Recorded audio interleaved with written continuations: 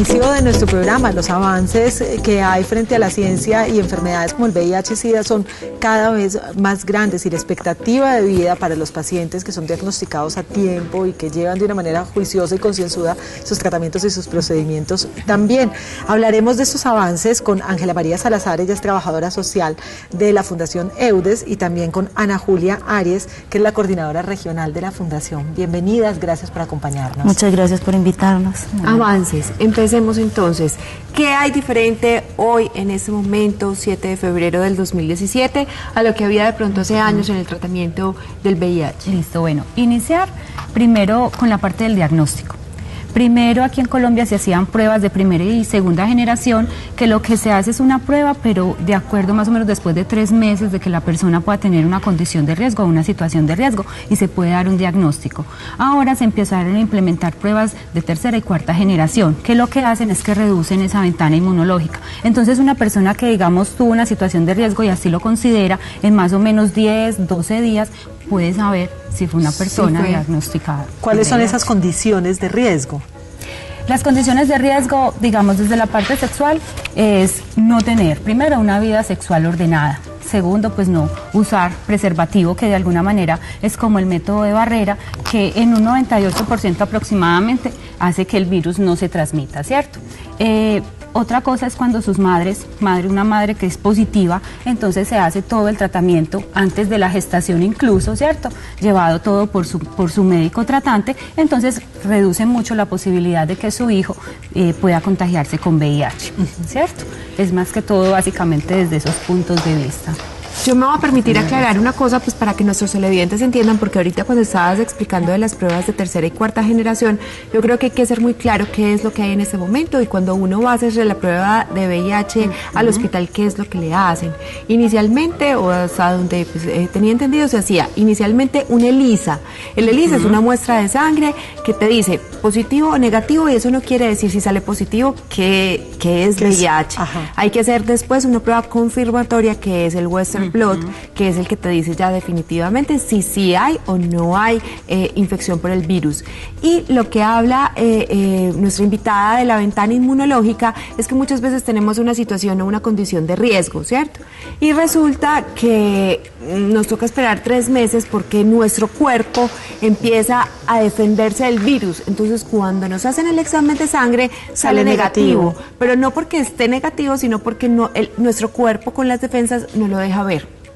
Entonces, estas pruebas que dices que son de última tecnología, ya detectan el virus incluso en esa ventana inmunológica. Lo que pasa es que la prueba ELISA lo que detecta son los anticuerpos, ¿cierto? Ella no detecta la carga viral, o sea, el virus. Detecta la producción que hace el organismo de anticuerpos, empezar a defenderse del virus, ¿cierto? Sí. Entonces, ya necesariamente no se tiene que hacer una prueba confirmatoria, un Western Blot. Usted puede hacerse 2 pruebas de tercera y cuarta generación con técnica diferente que la hacen los laboratorios, y esas pueden ser sus pruebas. Porque es importante hacérselos, es decir, ¿está dentro del POS? Esa es una pregunta importante. ¿Está dentro del POS? Lo que pasa es que en Colombia no está dentro del POS. Colombia venía trabajando hasta el año anterior, de acuerdo pues como al marco legal que se traía, venía trabajando con pruebas de primera y segunda generación, que se buscó agotar esa existencia.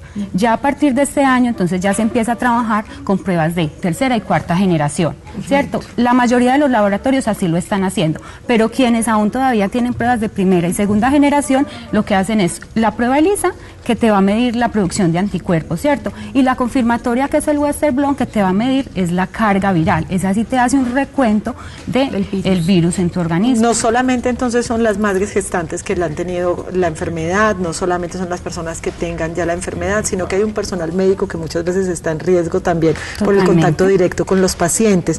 ¿Qué tan importante es hacer el examen a tiempo? Es decir, si yo me hago el examen a tiempo, entonces puedo tener un medicamento que frene la enfermedad y como una infección se me fue. No. El VIH es un virus que desde que entra a tu organismo, queda en tu organismo. Se puede hacer, ¿qué es lo que se hace? Se hace una profilaxis cuando usted, digamos, tuve una situación de riesgo. Pongamos un extremo. El médico estaba atendiendo a un paciente, sufrió una punzación. Entonces se hace una profilaxis, ¿cierto? Que es todo un tratamiento más o menos de 3 meses con antirretrovirales, ¿cierto? Puede tener las 2 posibilidades, o que el virus no haya realmente entrado en el organismo, ¿cierto? O que esté como digamos que en la primera capa de la piel, entonces con ese tratamiento, con esa profilaxis, puede entonces el organismo reaccionar. Pero puede también ser tan agresivo o que esta persona no tenga un sistema inmune fuerte y entonces el virus, así se haga profilaxis, entra en el organismo. Es decir, aunque existen grandes avances, no hay una cura definitiva. No hay una cura y para la ciencia yo creo que ha sido un poco complejo. A veces uno escucha muchos comentarios y ve videos en YouTube y hay información en internet donde dice, va a salir la cura para el VIH y que es una vacuna y no. Porque es complicado porque en primer lugar el virus tiene dos tipos, hay dos tipos de VIH, ¿cierto? Conocidos para la ciencia, pero dentro de cada tipo hay diferentes grupos de VIH. Entonces, ¿qué tendría que hacer la medicina? Encontrar una cura para cada tipo y en cada tipo encontrar una vacuna para cada grupo. Entonces sería lo complejo, ¿cierto? Y es lo que para la ciencia ahora es complejo. Es lo mismo que pasa con la malaria, que... Y eso, siendo un reto tan grande, hay tantos pacientes que están en este momento viviendo con una condición de VIH-Sida. En nuestro país hay muchos pacientes. Vean, yo le cuento, hay una estadística, eso fue en noviembre del año pasado, que nos decía que por cada persona diagnosticada que se hizo su prueba, salió confirmada, hay 5 personas que no saben que tienen el diagnóstico. Y que lo siguen regando, por lo general. ¿Por qué? Porque, bueno, digamos que en primer lugar el virus tiene una condición y es que usted puede pasar 8 y 10 años con el virus en su organismo sin tener ningún tipo de manifestación. O sea, usted puede sentirse totalmente bien de salud. Usted ir a citas médicas, a controles médicos, pero si usted se siente bien, pues normalmente el médico no le va a mandar una prueba de ELISA para VIH. Entonces sus exámenes le salieron bien, ¿cierto? Ya después de 8 o 10 años más o menos, entonces empieza su organismo a enfermar, empiezan a haber síntomas que posiblemente pueden ser ya ni siquiera VIH, sino ya fase SIDA, que es como digamos la fase terminal para el VIH, y ahí es cuando entonces viene a intervenir la medicina. Pero ya se hace un poco más complejo, pues porque el organismo está deteriorado, porque el sistema inmune no tiene la misma respuesta, ¿cierto? Y porque entonces empiezan a buscar de alguna manera el esquema o la triada de medicamentos que pueda el cuerpo recibir. Bueno, pero entonces hablamos de adelantos, avances, ya sabemos el primero que es en la forma del diagnóstico. Formas nuevas de exámenes que hacen que se detecte este virus desde los primeros 10 días de esta situación riesgosa, más o menos. ¿Qué otros avances hay en el tratamiento y en el cuidado de los pacientes con VIH? No, es que básicamente, digamos, en cuanto al cuidado de ellos, pues está el tratamiento que sí está buscando la ciencia y ha adelantado un poco más en ello.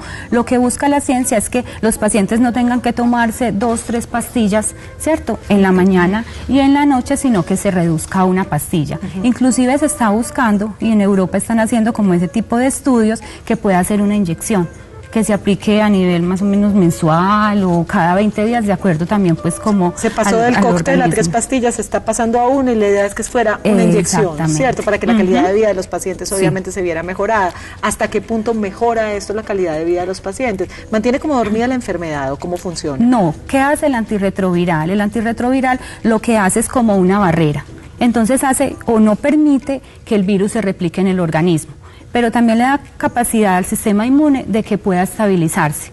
Eso es básicamente lo que hace el antirretroviral en el organismo. Resulta que a una pareja la diagnostican con VIH. Entonces, bueno, o digamos, se encontraron 2 personas VIH positivo y se enamoraron. Entonces dicen, ¿para qué voy a utilizar condón? Si él ya tiene VIH, yo ya tengo VIH, entonces pues, qué bobada. ¿Esto es verdad? No. Totalmente mentira. ¿Por qué? Porque el virus todo el tiempo está mutando en el organismo, ¿cierto? Entonces, al mutar en el organismo, hace que cree resistencia al medicamento, entonces el medicamento no te va a hacer efecto y va a empezar la carga viral a subir, ¿cierto? Entonces, puede que el VIH que tenga mi compañero y el que tenga yo sean de grupos diferentes, ¿cierto? Entonces, ¿qué se produce? Una reinfección. Hace que me pueda hacer resistente al tratamiento, lógicamente que reduzca también mi tiempo de vida, porque cada vez que la persona agota un esquema, digamos que es una posibilidad menos. ¿Por qué? Porque ya ese medicamento ya va a ser totalmente inútil para el organismo, ya creó resistencia. Y entonces hay que tener atención con este tipo de temas también, y eso me lleva a lo que yo les planteaba a Marcia al inicio del programa, que de pronto al principio se hizo tanta bulla de la enfermedad, se tomó como una conciencia de los cuidados que debemos tener con nuestra parte sexual, la gente empezó a usar más protector, pues todo. Sale la cura, supuestamente, que cura no es como lo hemos visto, y la gente baja la guardia. Y entonces vuelven las relaciones sexuales sin protección y vuelve toda la misma cosa. ¿Qué consecuencias están teniendo de que las personas no se estén cuidando? Pues bueno, una de ellas es lo que ahorita yo les contaba acerca de las estadísticas, ¿cierto? Que entonces se puede decir que la mayoría de las personas que pueden tener o que tienen el VIH pues no están diagnosticadas. Entonces, ¿qué pasa? Se vuelve una cadena. Y se vuelve una cadena no solo, como al principio se creía, que el VIH era de personas homosexuales, de personas que ejercían la prostitución, sino que es una cosa que toca a cada una de las personas, de cada uno de nosotros, digamos que está en situación de riesgo. ¿Por qué? Porque, bueno, en primer lugar podemos tener una pareja, ¿cierto? Una pareja estable, pero nosotros no conocemos el pasado de nuestra pareja, ¿cierto? Nosotros también tenemos un pasado, pero entonces, ¿qué pasa con las personas que están en nuestro pasado? Y eso se va volviendo una cadena, digamos que es una cadena que no termina, pero que cada vez se va haciendo más creciente. Y al hacerse más creciente, pues lógicamente el virus va estando ahí. Y hay algo que es muy particular y que se está dando ahora, y es que antes, cuando el virus salió en los años 80 más o menos, que fue cuando, digamos, que se le dio como nombre, que se le dio como nombre al virus, entonces era de personas homosexuales y personas que ejercían la prostitución, ¿cierto? Pero entonces ahora se está viendo que son las amas de casa, las personas más perjudicadas y quienes más se están diagnosticando, ¿cierto? Entonces ellas dicen, pero yo, no, es que mi esposo, él sale, trabaja, vuelve, pero entonces el esposo, ¿qué? ¿Cierto? Entonces, eso es lo que ahora se está detectando. A cuidarse. ¿Por qué? Entonces. Qué pena que te interrumpa. No, ¿Por qué? Porque entonces, como se hizo tanto alarde de las personas homosexuales, entonces ellas ya tienen más conciencia y tienen mucha más formación en el tema. Entonces lo manejan mucho mejor. Entonces, recomendación, todos deberíamos tener derecho a hacernos un examen de VIH en la vida. Derecho no, obligación, pienso yo. Y obligación. Sí, es un deber que tenemos todos los seres humanos. Aun cuando yo sea súper juicioso, lleve 10 años con la misma pareja. Ah, pero usted no sabe si el otro era un perro loco por ahí. De la casa al trabajo, del trabajo a la casa. Vaya y hágase el examen. Sí, igual, pero hay algo que también es importante, y es que las fundaciones como las de ustedes están trabajando para los pacientes con VIH. ¿De qué manera está trabajando la fundación? Bueno, nosotros tratamos al máximo de cuidar a los niños en la parte, niños y adultos, porque nosotros trabajamos con niños y adultos, tratamos de cuidarlos en la parte espiritual, en la parte de educación, en la parte de la alimentación. Los niños viven en la fundación y también nosotros dictamos capacitaciones. Entonces, en colegios, universidades, claro, en todo ese tipo de cosas. Ay, claro, porque es que la manera de nosotros también decirles, pongámonos las pilas, tenemos que cuidarnos y tenemos que ser un ejemplo también para los demás. Y que es una condición de todos. Sí, entonces la capacitación no solo es brindar información o conocimiento acerca del VIH y lo que puede hacer en la vida del hombre, sino también buscar sensibilizar, que es una condición de todos. Muchísimas gracias de verdad por acompañarnos. A ustedes, muchas gracias por invitarnos.